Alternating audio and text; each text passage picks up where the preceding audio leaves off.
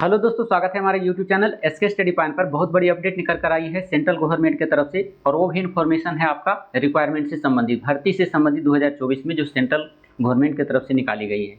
तो क्या है पूरे मामला विस्तार से जानते हैं, लेकिन उससे पहले जान लें कि हमारे चैनल पर आप नए, हमारा वीडियो आपको बेनिफिट लगता है तो कृपया करके हमारे चैनल को लाइक और सब्सक्राइब कर लीजिए और बेल आइकन को प्रेस कर लीजिए, ताकि जो भी नोटिफिकेशन आए सेंट्रल गवर्नमेंट से या फिर स्टेट गवर्नमेंट से, हम इस चैनल के माध्यम से आपके पास इन्फॉर्मेशन साझा करते रहते हैं। तो प्लीज़ आपसे नम्र निवेदन है, जरूर लाइक और सब्सक्राइब कर लीजिए।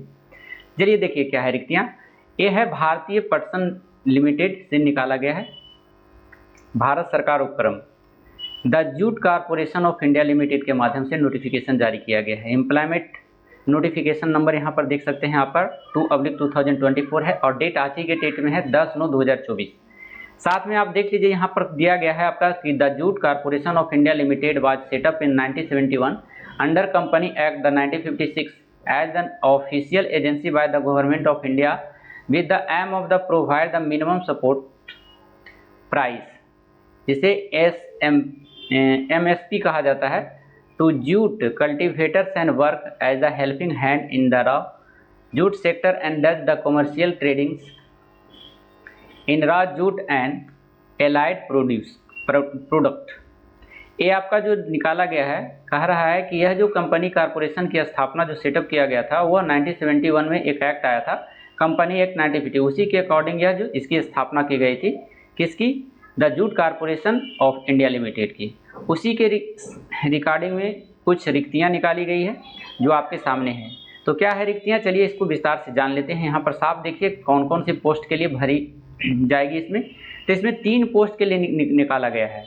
आपका यहाँ पर दिखाया जा रहा है कि आपका पोजीशन ऑफ ग्रेड एंड पे स्केल, ये आपका पोस्ट है, आपका दिया हुआ है अकाउंटेंट का है जो लेवल 5 का है, और पे स्केल आपका 28,600 लेके 1,15,000 रुपया तक आपका मैक्सिमम पेमेंट मिलेगा। क्वालिफिकेशन, मिनिमम क्वालिफिकेशन और एक्सपीरियंस की बात करें तो यहाँ आप देख सकते हैं, यहाँ पर आपका मिनिमम क्वालिफिकेशन और एक्सपीरियंस भी जोड़ा गया है। जैसे आप M.Com किए हुए हैं, साथ में आप 5 ईयर्स का एक्सपीरियंस है तो आप इसके लिए योग्य हैं, या B.Com किए हुए हैं और 7 ईयर्स का आपका एक्सपीरियंस है तो भी इसके लिए आप एलिजिबल हैं। साथ में पूरे पढ़ लेंगे कि क्या है इसकी क्राइटेरिया, और आप इसको फुलफिल करते हैं इस क्राइटेरिया को तो आप जरूर है जो अकाउंटेंट के लिए एलिजिबल हैं। साथ में इसमें वैकेंसी देखें तो इसमें टोटल है जो 23 है। साथ में SC की 4 सीट्स है, ST की 2 है, OBC NCL का 5 है, जो EWS का 2 है, और UR का 10 यानी जनरल का 10 है। साथ में अगर दूसरे पोस्ट की बात करें जूनियर असिस्टेंट की, तो उसका भी है आपका लेवल 3 का है, और उसका है जो पेमेंट पे स्केल जो है 21,500 से लेकर 86,000 तक मैक्सिमम जा सकता है। ग्रेजुएशन से रिलेटेड है ये, ग्रेजुएशन और equivalent from the recognised university with the experience of the using computer MS word excel and minimum typing speed is the 40 word per minute in English. साथ में कह रहा है ग्रेजुएट होना चाहिए, ग्रेजुएट के साथ कोई भी यूनिवर्सिटी से आप किए हैं, या और उसके साथ साथ आप कंप्यूटर में आप MS वर्ड और MS एक्सेल पर जो है आपको मिनिमम टाइपिंग स्पीड देना होगा 40 वर्ड पर मिनट इंग्लिश में आपको मांगा जा रहा है। साथ में इसमें टोटल 25 सीट है, आपका SC का जो 4 है, ST का 2 है, OBC NCL का 6 है, और EWS का 2 और जनरल का जो है 11 है। और इसकी एज क्राइटेरिया जो रखा गया है देख लीजिए यहाँ पर, अपर एज लिमिटेड ऑन द 1/9/2024 तक है जो आपका 30 ईयर्स रखा गया है। ये तीनों पोस्ट के लिए, चाहे अकाउंट के लिए है, जूनियर असिस्टेंट के लिए है, या फिर जूनियर इंस्पेक्टर के लिए। जूनियर इंस्पेक्टर के लिए लेवल 3 का है आप। और इसमें पे ग्रेड देखें तो इसमें पे स्केल तो 21,500 से लेकर के 86,500 तक है। इसमें क्वालिफिकेशन मिनिमम जो है आपका पास इन 12 कह रहा है, क्लास 12 और equivalent of 3 years the experience. साथ में आपका 3 साल का एक्सपीरियंस भी इसमें खोज रहा है।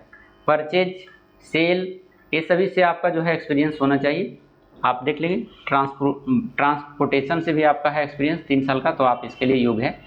स्टोर से है तो भी आप योग्य है। इसके लिए देखिए कुल टोटल की संख्या जो है 42 है, SC का जो है 7 है, ST का 4 है, OBC का है जो NCL जिसके पास है उसके बाद 10 है, और EWS के लिए 4, UR के लिए 17 पोस्ट है इसमें।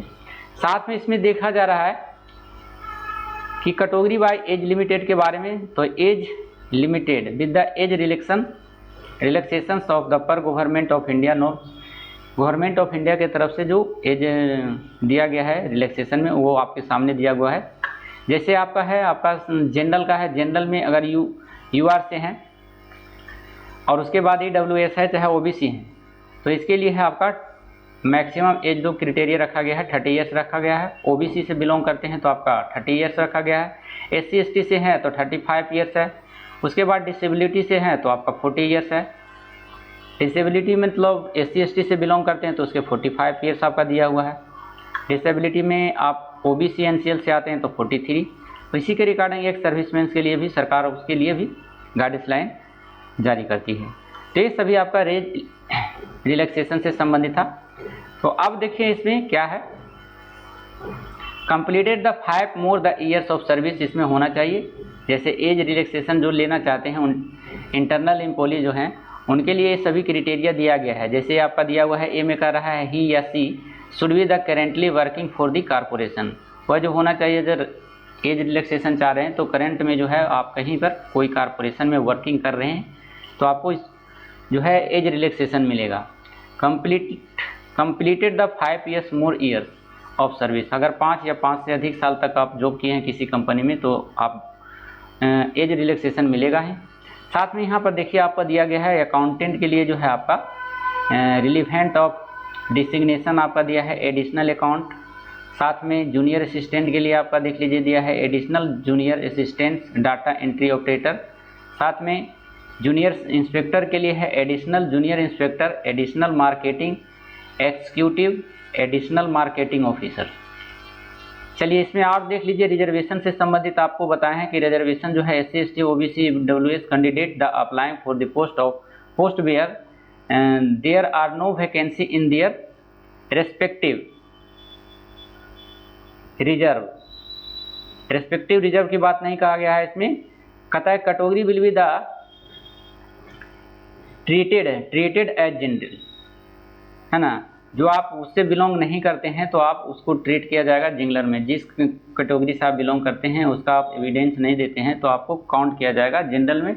And the relaxation in the any criteria will be the applicable to the candidate, और क्राइटेरिया जो हो फॉलो करेंगे उसके लिए कैपेबल होंगे तो आपको जरूर मिलेगा। रिजर्वेशन नहीं है तो फिर आपको काउंट किया जाएगा जनरल में। यही से सब दिया गया है इसमें। साथ में आप देख लीजिए इसमें और ये है आपका ऑफिशियल वेबसाइट, इसी पे आपको जा करके क्या करना है, आपको लॉगिन करना है ना। इसी पे जा करके क्या करना है, आपको लॉगिन कर लेना। ये आपका दिया हुआ है। चलिए साथ में आप देख लें यहाँ पर और इसमें दिया गया है।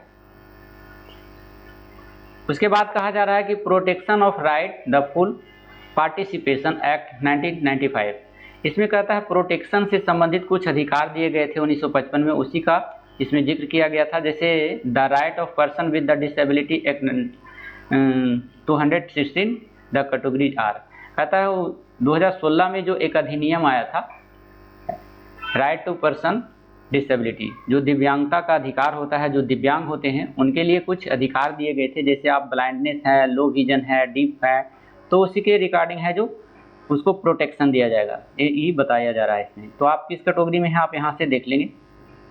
साथ इसमें the selection criteria and process, selection और क्राइटेरिया क्या है इसका इसमें भर्ती होने के लिए, तो आप यहाँ पर देख लीजिए। इसमें पर कहा जा रहा है कि the selection process for the post of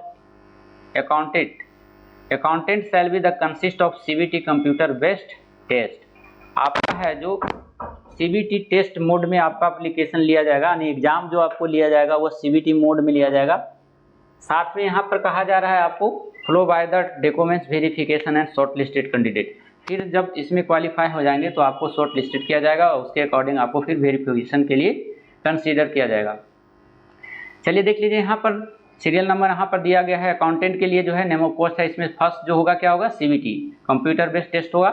second step में आपका हो जाएगा डॉक्यूमेंट्स वेरिफिकेशन, मतलब एक ही एग्जाम है, एक आपका डॉक्यूमेंट्स वेरिफिकेशन, और थर्ड स्टेप में आपका मेरिट लिस्ट आपके सामने आ जाएगा, फाइनल मेरिट लिस्ट आएगा। 3 प्रोसेस से गुजरना होगा, लेकिन मेन यही है अगर CBT क्वालिफाई हो जाते हैं तो कन्फर्म है कि आपका हो जाएगा। उसके बाद क्वालिफाइंग पैरामीटर क्या है, कितने नंबर में आप पास होंगे, क्वालिफाई पैरामीटर मार्क्स CBT में अगर आप जनरल से हैं UR OBC EWS और ESM है तो आपको है जो 50% मार्क्स लाना है, तभी आप क्वालिफाई माने जाएंगे। साथ में अगर SC ST PWD यानी डिसेबिलिटी से बिलोंग करते हैं तो उसका जो है क्राइटेरिया रखा गया है 45% आप मार्क्स लाते हैं जो पूछा जाएगा एग्जाम CBT A1 में, उसके अकॉर्डिंग आपको है जो क्वालिफाई कर दिया जाएगा 45%। उसके बाद है candidate shell be the call of documents verifications, उसके बाद फिर बुलाया जाएगा आपको कॉल करके वेरिफिकेशन के लिए। उसके बाद मेरिट लिस्ट तैयार, ये सभी जान लिया आपको प्रोसेस। साथ में यहाँ पर देखिए इस पोस्ट के लिए आपका candidate CBT and the candidate will be the called for the documents verification. अभी बताएं आप अगर क्वालिफाई होते हैं तो उसको बुलाया जाएगा डॉक्यूमेंट्स वेरिफिकेशन के लिए। यहाँ पर दिया हुआ है, आप इसका दूसरा पोस्ट में देखें आपका तो पोस्ट नेम दिया हुआ है जूनियर असिस्टेंट के लिए, इसमें भी वही प्रोसेस है।